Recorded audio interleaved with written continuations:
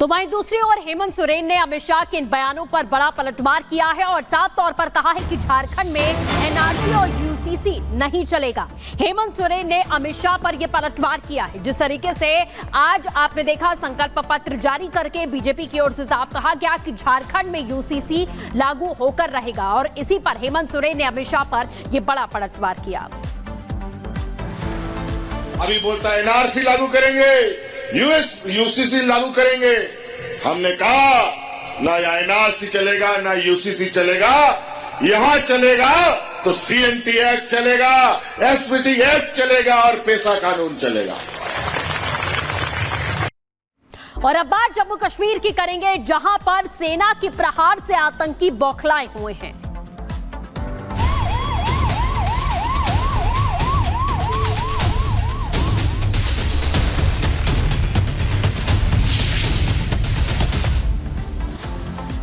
वहीं लश्कर-ए-तैयबा के पाकिस्तानी कमांडर को भारतीय सेना ने ढेर किया तो पाकिस्तानी आतंकी बुरी तरीके से बौखला चुके हैं। आपको बता दें कि लाल चौक के पास संडे मार्केट के नजदीक ग्रेनेड से हमला किया गया, जिसमें 10 से 12 लोग जख्मी बताए जा रहे हैं। इलाज जारी है और सेना का ऑपरेशन भी आतंक के खात्मे के खिलाफ लगातार जारी है। आपको दिखाते हैं इस रिपोर्ट के जरिए।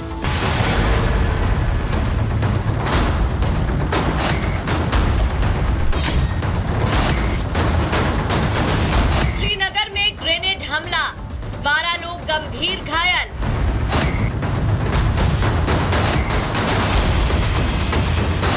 धमाके से अफरा तफरी, संदिग्धों की धरपकड़ तेज। सुरक्षा बलों का सर्च ऑपरेशन, जवाब देने के लिए सेना तैयार।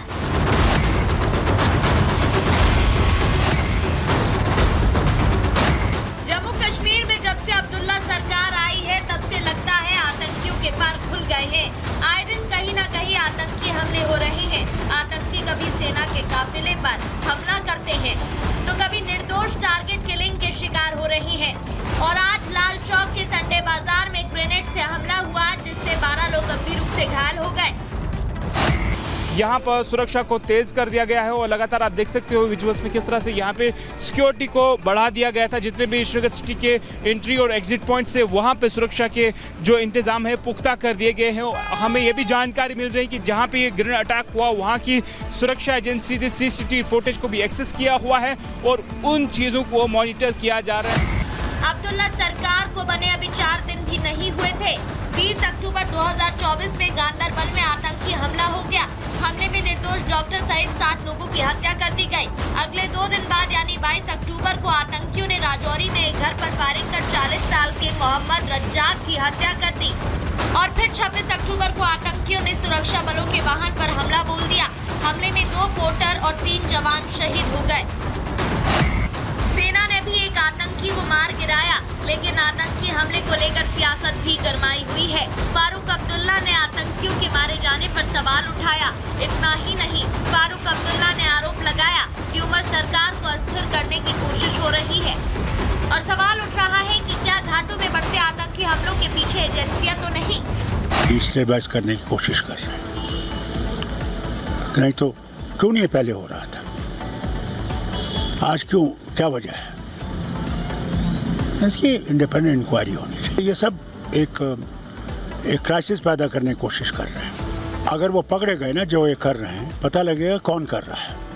यदि फारूक अब्दुल्ला साहब को ऐसा कुछ लग रहा है तो अब उनकी पार्टी अपोजिशन में नहीं है, अब वो सत्ता में है।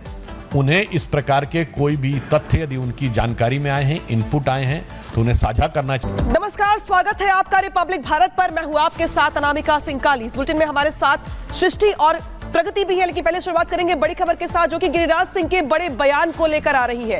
गिरिराज सिंह ने कांग्रेस पर बड़ा हमला बोला है और ये कहा है कि कांग्रेस देश में गृह युद्ध करवाना चाहती है। साथ ही उनकी ओर से यह भी कहा गया कि जो वक्फ बोर्ड है वो लैंड माफियाओं के लिए है।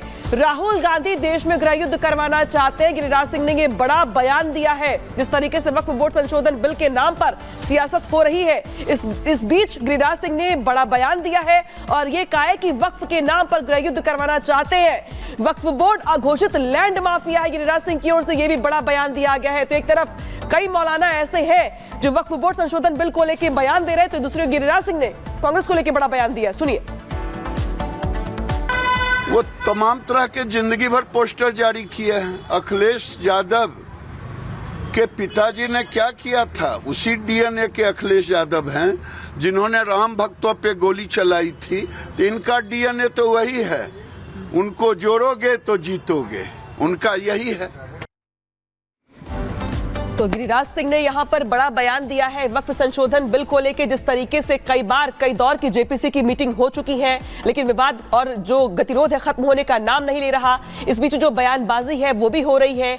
अरशद मदनी ने इस बीच बड़ा बयान दिया और ये कहा कि दरअसल ये साजिश है ईदगाह और बाकी तमाम जो जगह जो जमीन है उसको छीनने की। तो वही दूसरे गिरिराज सिंह है जो कि आरोप लगा रहे हैं कांग्रेस पर और ये कह रहे हैं कि कांग्रेस देश में गृह युद्ध करवाना चाहती है। तो यहां पे राहुल गांधी गृह युद्ध करवाना चाहते हैं। गिरिराज सिंह ने ये बड़ा बयान दिया है। साथ ही ये भी कहा है कि लैंड माफिया है वक्फ बोर्ड।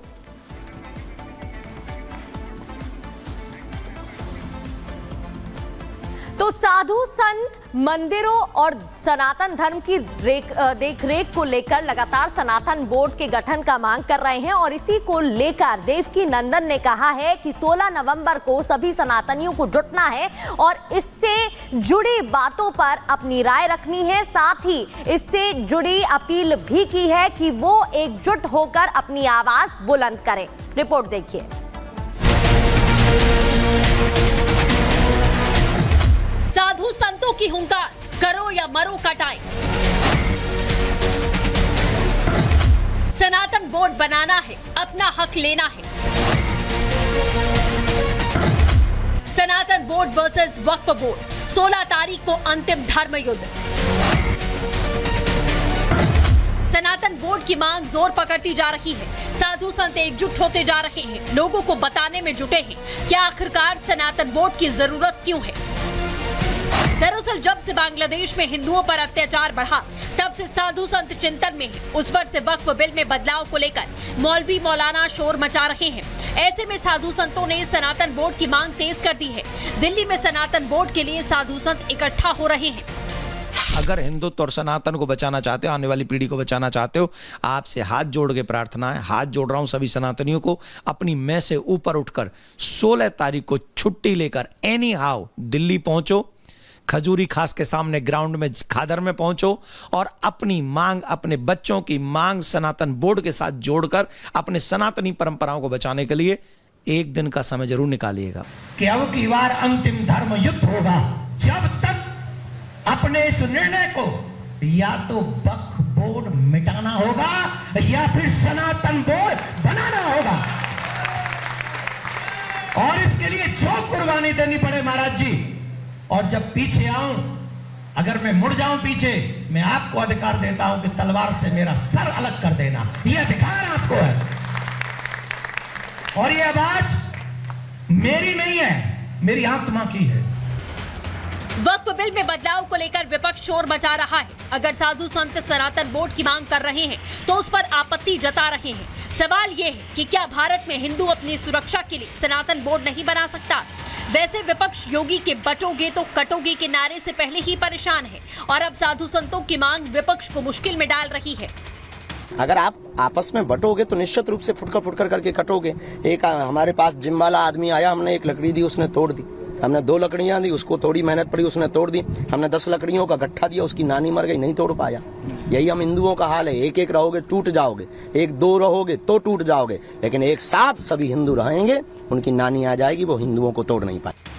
हिंदू एकजुटता की बात हो या फिर सनातन बोर्ड बनने की, इससे विपक्ष को मिर्ची क्यों लग रही है, ये सबको पता है। अगर हिंदू एकजुट हो गए तो विपक्ष की सियासत खत्म हो जाएगी। वैसे पिछले कई सालों से देश में वक्फ बोर्ड है, लेकिन किसी ने आपत्ति नहीं जताई। ऐसे में सवाल यह है कि सनातन बोर्ड की मांग से विपक्ष को